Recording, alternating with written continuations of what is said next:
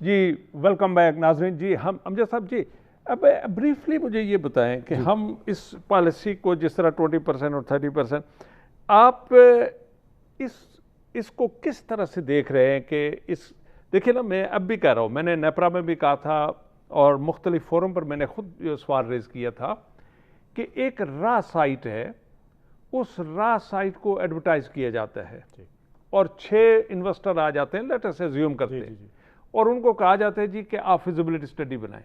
6 میں سے لیٹ سے 4 ریفیوز ہو جائیں گے کہ جی ہم کس طرح بنائیں، یہ رسک ہم نہیں لیتے. 2 آ گئے جی، انہوں نے بلائنڈ فیتھ کرتے ہوئے 2 نے کر دیا. اب 2 میں سے فیزیبلٹی جس کی اپروو ہوئی اور اس کی لیس کاسٹ ہے، اور فیزیبلٹی پر ایوریج $1 ملین خرچ ہو جاتا ہے منیمم. وہ 2 ملین بھی ہوتا ہے لیکن 1 ملین سے نیچے نہیں.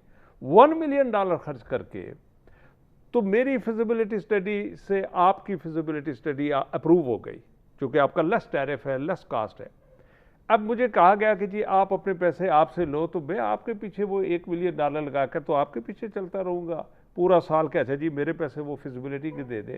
از دیر اینی سینس کہ جی کیا وہ پیسے مجھے ریفنڈ ہو جائیں گے، یا کیا میں وہ اس رسک پہ، اس بیسس پہ، اس ایگزیبشن پہ میں پیسے انویسٹ کروں گا؟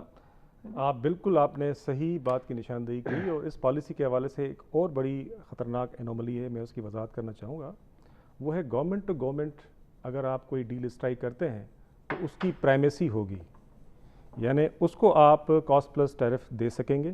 وہ AEDB میں ایز اے انسالیسیٹیڈ پروجیکٹ آ سکتا ہے بشرطے کہ آپ اس کو گورنمنٹ ٹو گورنمنٹ کریں. اب مجھے یہ بتائیں کہ جو آپ نے کہ اگر کوئی انویسٹر یہاں آ کے فیزیبلٹی اسٹڈی پہ پیسے لگاتا ہے، وہ کیوں لگائے گا جب اسے پتہ ہوگا کہ لو ڈیمانڈ میں اگر کسی بھی جگہ پہ G2G ڈیل کہیں پہ ہو گئی تو وہ چھوٹا سا اسپیس رینیوبل کے لیے کریٹ ہو گیا، وہ تو وہاں سے فل ہو جائے گا. بالکل. تو میں یہاں پہ فیزیبلٹی اسٹڈی پہ اپنا پیسہ کیوں لگاؤں؟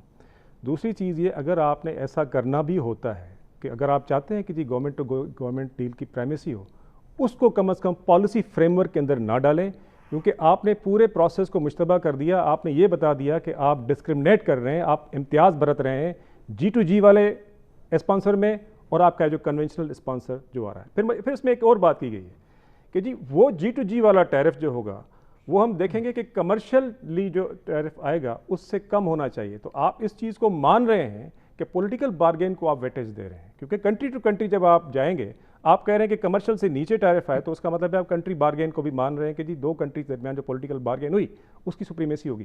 تو یہ آپ کی انڈرنیتھ پالیسی ہوتی تب تو ٹھیک تھا. پالیسی فریم ورک کے اندر جب آپ یہ چیز ڈالتے ہیں تو آپ پورے پروسیس کو جو پوری دنیا دیکھ رہی ہے، انویسٹرز دیکھ رہے ہیں، اس کی نظر میں اس کو شبیہ بنا دیتے ہیں. پھر یہاں پہ فیزیبلٹی اسٹڈی کے لیے کوئی نہیں آئے گا. وہ کیوں آئے گا؟ کیوں آئے گا؟ بالکل صحیح. اچھا جی آپ مجھے یہ بتائیں گے کہ اس پالیسی کا جو بیک گراؤنڈ ہے جی یا اس کے جو آرکیٹیکٹ ہے جی وہ کون سے لوگ ہیں، کس طرح؟ بڑی ایک انٹرسٹنگ چیز ہے جی. میں آپ کو سب سے پہلے تو یہ بتاؤں کہ جب 2006 کی پالیسی بنی تھی اس پہ کوئی ٹائم ٹیگ نہیں تھا کہ یہ اتنے سال کی ہوگی یا اتنے سال کے بعد ایکسپائر ہوگی. 2013 میں بگیس کا فریم ورک، بگیس پروجیکٹ کیپٹیو پاور، اس کا جو فریم ورک لے کے ECC کے پاس گئے کہ جی اس کو آپ اس پالیسی کا حصہ بنا دیں، تو وہاں پہ اس چیز کو لکھا گیا کہ جی اس پوری پالیسی کی جو لائف ہے وہ مارچ 2018 تک ہوگی. دنیا بھر میں ایسا نہیں ہوتا، کیونکہ آپ کو نہیں پتہ ہوتا کہ 5 سال کے بعد گراؤنڈ ریئلٹیز کیا ہوں گی اور اس کے اندر یہ پالیسی فٹ ہوگی یا نہیں ہوگی. تو یہ چیز تھی. ہاں یہ ہو سکتا تھا کہ آپ اس کو ریویو کرتے، لیکن آپ ریسائنڈ کر دیا، اور یہ میرا خیال ہے کسی غلط فہمی کی وجہ سے ہوا، ادروائز آپ اس طرح سے نہیں کرتے. اچھا پھر دوسرا اس کا بیک گراؤنڈ کہ ہم نے کوشش کی، میرے ٹائم میں ہم نے یہ کوشش کی کہ جب تک نئی پالیسی نہیں آتی آپ اس کو کنٹینیو کریں، یا کم از کم اس کے آپ فالٹس بتائیں کہ جی کیوں نہیں. انہوں نے اس لفظ کو صرف لیا کہ جی وہ ECC کا ڈیسیژن تھا کہ اس پالیسی نے 2018 میں ختم ہونا تھا تو وہ ختم ہو گئی. بھائی اس کو ریویو تو کرو. یہ پالیسی آپ کو 1900 میگا واٹ دے رہی ہے، اور وہ میں ایک اور چیز تصحیح کروں کہ اس پالیسی کے اندر جتنے بھی اس کے خد و خال ہیں، فیچرز ہیں، وہ سارے کے سارے پچھلی پالیسی کے اندر موجود تھے. یہی بیڈنگ کا آپشن پچھلی پالیسی میں موجود تھا، یہی دوسرے آپشن پچھلی پالیسی. اور IG سیپ کا ریویو کا انہوں نے ڈالا کہ جی ہم IG سیپ کو ریویو کر کے آگے بڑھیں گے. تو پچھلی پالیسی کے اندر IG سیپ تو نہیں تھا، لیکن گورنمنٹ پلاننگ کا لفظ تھا کہ جو پلاننگ ہوگی اسے حساب. تو پھر اس میں جو اس نئی جو انڈکشن ہوئی ہے وہی یہ جو ٹیرف اور بڈنگ اور یہ چیزیں، صرف ایک چیز، ایک بنیادی چیز جو ہوئی ہے کہ آپ نے ٹیرف آپشنز گورنمنٹ کے ختم کر دیے ہیں. گورنمنٹ کو آپ نے بالکل نیرو اسٹیٹمنٹ ڈال دیا ہے کہ آپ کے پاس صرف ٹیرف کا ایک ہی آپشن. مجھے آپ دنیا میں ایک مثال بتا دیں جہاں پہ آپ نے ایسی پالیسی جس میں براڈ کوشچنس ہوں آپ نے اسکویز کر کے ختم کر کے آپ نے گورنمنٹ کو ایک بند گلی میں چھوڑ دیا. کل کوئی آپشنز فیل ہوتے ہیں جس کے رسک موجود ہیں جو کہ کمپلیکس پروسیس ہے, تو آپ کے پاس دوسرے ٹیرف کا کوئی آپشن. اچھا یہ بتائیں کہ انہوں نے اس پہلی پالیسی میں تو ہائیڈرو اسمال ہائیڈرو اس کا ایک پارٹ تھا تھے, اب انہوں نے بالکل ہی ختم کر. اچھا یہ بھی سن لیں کہ ہوتا یہ ہے کہ یہ بھی ایک گلوبل پریکٹس ہے کہ پروجیکٹس بلو 50 میگا واٹ اس کو رینیوبل انرجی کے خانے میں ڈال دیا جاتا ہے. ADB ایکٹ کے اندر بھی آپ نے مائکرو ہائیڈرو کا تذکرہ لکھا ہوا ہے کہ وہ ADB کا مینڈیٹ ہے, یا تو آپ اس ایکٹ کو ختم کرائیں یا اس میں چینج کروائیں. اچھا اس کی ایکسکلوژن کی مجھے سمجھ نہیں آتی کیونکہ ADB یہ کام پہلے بھی کر رہا تھا اور میرا خیال ہے کہ اس کا ایک کانسٹیٹیوشنل جو تھا اس کا مینڈیٹ بھی تھا. اس کو نکالنے سے ایک نقصان یہ ہوا ہے کہ اگر آپ نے مائکرو ہائیڈرو یا اسمال ہائیڈرو پروونشل گورنمنٹ کے حوالے کر دیا تو کیا ان کی اتنی کریڈٹ وردینس ہے کہ وہ اتنی انویسٹمنٹ ان پروجیکٹس پہ لے کے آئیں گے فیڈرل گورنمنٹ کے بغیر, جبکہ آپ نے فیڈرل گورنمنٹ کی پالیسی میں اسمال ہائیڈرو کا تذکرہ تک کرنا مناسب نہیں سمجھا. یہ وہ چیزیں جو میرے حساب سے انکمپریہنسبل ہیں. اپنے ناظرین کو بھی یہ بات شیئر کرنا چاہتا ہوں کہ 2002 پالیسی میں بھی یہی جو آپشن تھا لیس دین 50 میگا واٹ اسمال ہائیڈرو کا پروونسز کو دے دیا گیا. اب پروونسز نے جب یہ ایکسیپٹ کر لیا کہ ہم لیس دین 50 میگا واٹ ڈیولپ کریں گے تو 2002 سے 2020 تک نٹ a single kilo what our کسی پروونس میں نہیں بن سکا, اس لیے کہ نہ ان کے پاس کیپیسٹی اور کیپیبلٹی تھی PPA کرنے کی, IA کرنے کی, اور نہ ہی ان کا ایویکیویشن آف الیکٹریسٹی کا پروویژن موجود تھا, اور نہ ہی وہ ساورین گارنٹی دے سکتے تھے چونکہ 50 میگا واٹ یا 40 میگا واٹ مینس کہ $80 ملین کو کون سا پروونس جو ہے وہ ساورین گارنٹی کرے گا. یہ تو پتہ چلا 2002 کی پالیسی جو تھی وہ فیل ہو گئی اسمال ہائیڈرو کے حوالے سے, اور اس کو دوبارہ پھر ریورٹ بیک کیا گیا آفٹر 18 ایئرس. گورنمنٹ نے ریئلائز کیا, یہ 2013 میں ریئلائز ہوا, ان کو دوبارہ ریورٹ بیک کیا گیا, PPIB کو بلایا گیا اور ان کو کہا گیا کہ آپ پروسیس کریں جس طرح لارج پروجیکٹ کرتے اسی طرح اسمال ہائیڈرو بھی آپ پروسیس کریں, اور PPIB نے پھر انیشیٹو لیا اور وہ چیزیں آگے آئی.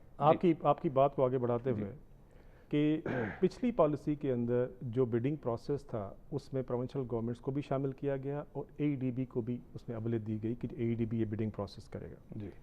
اس پالیسی کے اندر ADB کا وہ رول بھی ختم ہے, یعنی آپ بڈنگ بھی پروونشل گورنمنٹس ہی کریں گی, اس کو پروسیس بھی وہی کریں گی. تو اٹس مین کہ ہم 2002 پالیسی کو دیکھتے ہوئے اور اس پالیسی کو سامنے رکھتے 98 کو بھی سامنے رکھیں اور 98 کو بھی سامنے رکھتے ہوئے کمپلیٹ فیلئر ہے. تو ہم عمران خان صاحب کو مبارکباد آج سے دیتے ہیں کہ جناب آپ کی یہ پالیسی جس آرکیٹیکٹ نے اس کو ڈرافٹ کیا ہے, اس کو اپروو کیا ہے اور آپ سے آ کر اپروول لی ہے, میں سمجھتا ہوں کہ ان کو سلام پیش کریں اور ان کو ہار ڈالیں کہ آپ کی ناکامی میں یعنی انرجی میں, رینیوبل انرجی میں آپ کو ناکام کرنے کے لیے یہ پہلا پتھر, پہلی اینٹ رکھ دی گئی ہے کہ اس دور ٹینیور میں کوئی 1 کلو واٹ آور بھی آپ کا نہیں بن سکے گا انڈر دس پالیسی. یہ ایشور رکھیں, یہ ریکارڈ پر رہے.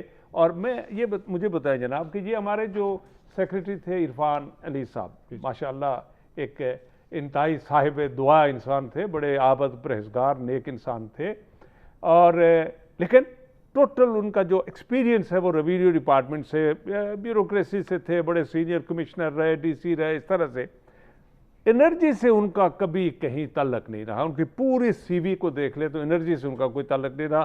2.5 سال انہوں نے سیکریٹری شپ چلائی وہ, اور میں شنید ہے کہ اس پالیسی کو بنانے میں, فائنل کرنے میں ان کا 95% رول تھا. اور ہمارے ندیم بابر صاحب ہیں, اس حوالے سے کیا دیکھتے ہیں؟ میں صرف یہ کہوں گا کہ لیڈرشپ کا ایک اہم پرنسپل یہ ہوتا ہے کہ جو چیز آپ کو نہیں پتا وہ آپ دوسرے سے پوچھیں جس کو پتہ ہے, جی بالکل, اور ان سفارشات کو سامنے رکھتے ہوئے آپ آگے بڑھیں. یہ لیڈرشپ کی ایک وصف ہے. جس چیز کا آپ کو نہیں پتا, آپ نے اگر یہ کہا کہ یہ پالیسی ہمیں نہیں چاہیے تو give me a one good reason, I am still waiting for this, کہ مجھے بتایا جائے کہ اس پالیسی کے اندر کیا ایسی چیز تھی. اور اگر آپ نے, اور میں آپ کو یہ بتاؤں, اس پالیسی کو بنانے میں اور پچھلے کی تنسیخ میں کسی قسم کی کوئی ٹیکنیکل ریویو آپ کو کسی ڈاکومنٹ میں نہیں ملے گا. یہ میں دعوے سے کہہ رہا ہوں. اچھا ایک اور بات جو میں یہاں پہ ایک حوالہ کروں, IG SAP کا اگر پڑھیں, انڈیکیٹر جنریشن پلان کا, تو میں نے آپ کو جیسے بتایا 2022 تک وہی پروجیکٹ رینیوبل کے آ رہے ہیں جو کہ پچھلی پالیسی کے تحت. جی بالکل صحیح. یہاں پہ 2023 میں 1500 میگا واٹ سولر اور تقریباً 1500 میگا واٹ ونڈ لکھا ہوا ہے, اور اسی طرح سے آپ جائیں تو آگے سالوں میں یہی ہے. اچھا, جو پروکیورمنٹ پلان ہے بڈنگ کے لیے وہ NTDC اپریل میں واضح کرے گی, یہ پالیسی کے اندر ہے. سپٹمبر کے اندر ایگزیکٹو کمیٹی اس کو فائنل کرے گی, دسمبر تک جو ہے وہ بورڈ اپروو کرے گا. تو اپریل تو گزر گیا, تو یہ اس دسمبر میں تو آپ کا جو ہے پروکیورمنٹ پلان نہیں آ, تو ہم ایک سال اور ویٹ کریں. تو 2021 میں آپ کا پروکیورمنٹ پلان جو ہے بورڈ اگر اپروو اس کو کرتا ہے, اور آپ 2022 میں یہ اپنا بڈنگ پروسیس پورا اسٹارٹ کرتے ہیں جو کہ پورا سال لگ جائے گا, اور اس کے آخر میں لیٹر آف سپورٹ ایشو کرتے ہیں, تو 2023 تک تو وہ فائنینشیل کلوز اچیو کریں گے.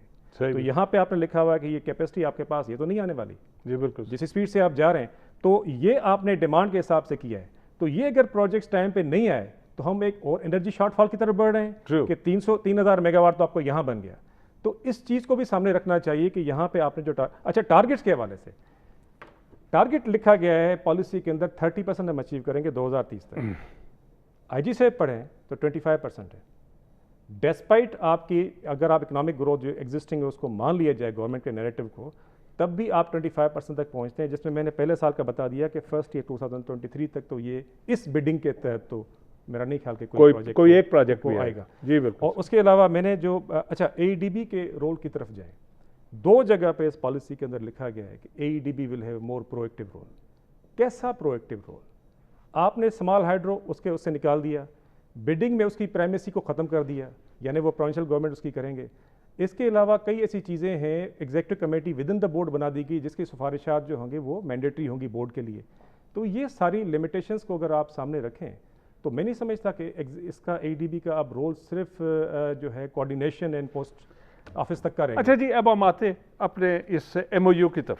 جی یہ جو جی میں آپ کو اسی ابھی حال ہی میں ہوا ہے, اور میں یہ سمجھتا ہوں کہ یہ اپنے منسٹری نے اور وہ جو سائن کرنے والے جو ہمارے ایڈیشنل سیکریٹری فتح محمد کا نام جو بھی یعقوب ان کا نام ہے جی, انہوں نے یہ سائن کیا اور بڑا سمارٹلی انہوں نے نیگوشیٹ کیا ہے ود ونڈ انرجی والوں کے ساتھ. جی, اور انہوں نے O&M میں بھی میں سروا رہا ہوں ریڈکشن, انہوں نے انشورنس میں بھی, اور اسی طرح سے اب تو ان کے چند ایسے پروجیکٹ ہیں جو اس وقت بینکوں کی 10 سال سے گزر چکے ہیں یا 8-9 سال تک پہنچ چکے ہیں, چونکہ ان پر لائبلٹی جو بینکوں تھی وہ تقریباً ختم ہونے والی ہے. دیکھیں ہوتا یہ ہے, دیکھیں میں آپ کو بتاؤں کہ ہمارے یہاں ایک ٹریڈیشن یہ رہی ہے کہ جو بھی parties private parties power business میں آتی ہیں وہ ایکسکلوسیو پاور مارکیٹ کی نہیں ہوتی ہیں.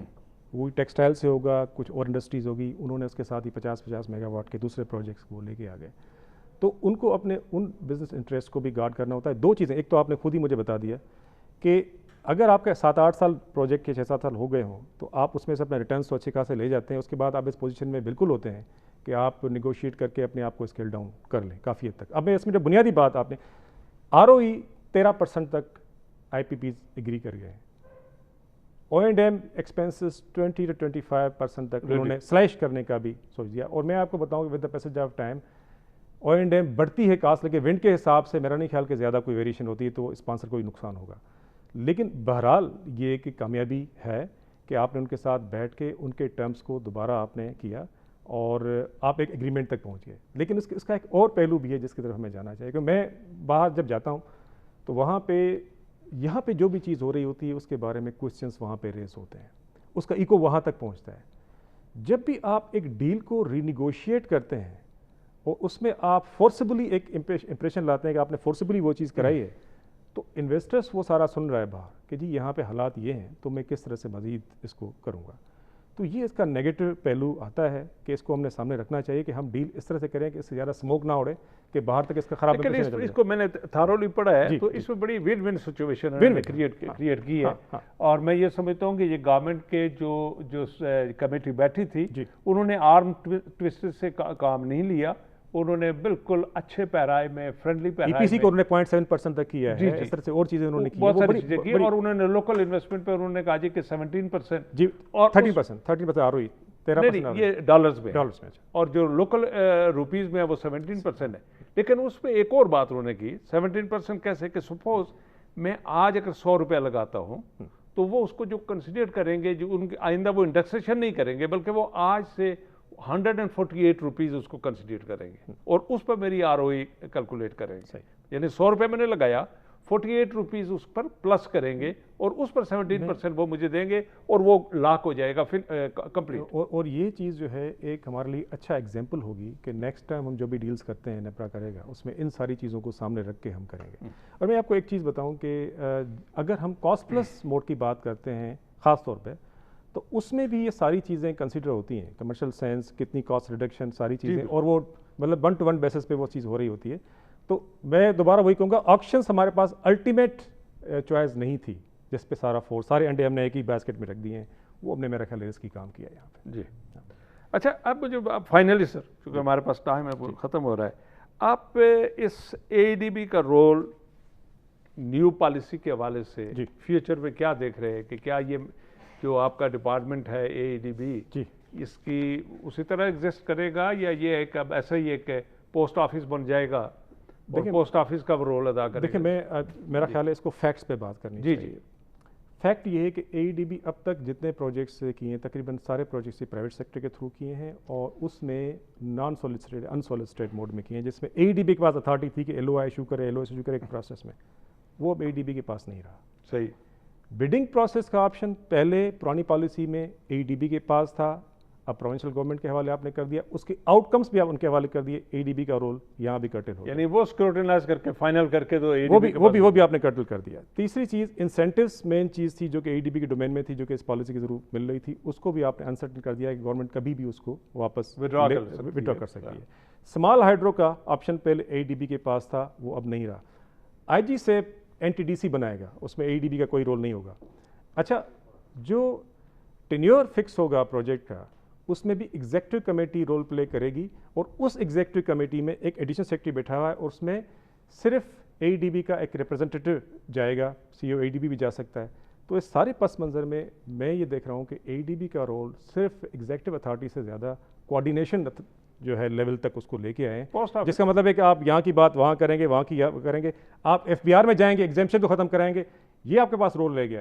اس کے علاوہ پرانی پالیسی کے رول سے کمپیئر کریں تو میں نہیں سمجھتا کہ IA کون کرے، PPA کون کرے؟ وہ ڈیفینیٹلی ADB کرے گا. یہ آپ نے ان کے پاس رکھا ہوا ہے. PPA اینڈ IA نہیں، EPA تو وہ کرے گی، CPPA کرے گا. CPPA ہاں، صرف IA رکھ دیا آپ نے، لیکن IA LOS تب ایشو کریں گے جب بڈنگ پروسیس کا رزلٹ پروونشل گورنمنٹ دے گی. تو آپ کا تو صرف اسٹیمپ لگانا رہ گیا کہ آپ نے اس کو لیٹر آف سپورٹ دے دیا. ناظرین، یہ تھے ہمارے امجد علی ایوان صاحب، جنہوں نے آج یہ جو رینیویبل انرجی پالیسی پر ایک تفصیلاً آپ کو اپنی معلومات انپٹس دی.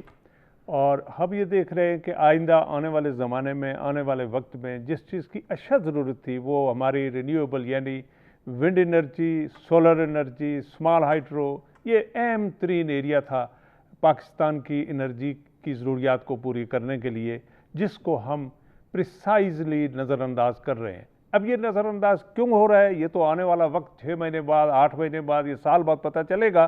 لیکن میں پھر یہ اپنی حکومت سے اور عمران خان صاحب سے اور ان کے جو رائٹ اینڈ لیفٹ جو ان کے ایکسپرٹس بیٹھے ہوئے ان سے پھر گزارش کروں گا کہ اس پالیسی کو دوبارہ کسی ایکسپرٹس کو بلا کر ریویو کرائیں، دیکھیں کہ کیا اس پر آپ انویسٹمنٹ حاصل کر سکیں گے یا نہیں کریں گے. میں عوام کی طرف سے یہ تو کہوں گا کہ ہمیں اگر مفت انرجی ملے تو بڑی بات ہے، ہیٹس آف، سلام پیش کریں گے. لیکن پوری دنیا میں اب فری لنچ کا وہ جو سلسلہ ہے، کانسیپٹ ہے، وہ نہیں ہے. انرجی کے ہمیں پیسے دینے پڑیں گے لیکن وہ سسٹینیبل ہو، افورڈیبل ہو. اور افورڈیبل جو انرجی ہے وہ یہی ونڈ کی ہے، سولر کی ہے اور ہائیڈرو کی ہے. اس حوالے سے اگر ہم ان تمام ٹیکنالوجیز کو نظر انداز کر کے پھر دوبارہ ہم کسی نہ کسی طرح سے ان نون طریقے سے ہم اگر تھرمل کی طرف جائیں گے تو یہ ملک کے ساتھ ایک بڑی زیادتی ہوگی. مجھے یقین ہے کہ ہمارے پرائم منسٹر اس ملک کے ساتھ اب آئندہ آنے والے زمانوں میں زیادتی نہیں ہونے دیں گے. اسی پر ہم ختم کرتے ہیں. آئندہ پھر اسی پروگرام کو آگے کنٹینیو کرتے ہوئے انشاءاللہ نئے ایشوز کے ساتھ آپ کے سامنے پیش ہوں گے. اس وقت تک کے لیے خدا حافظ.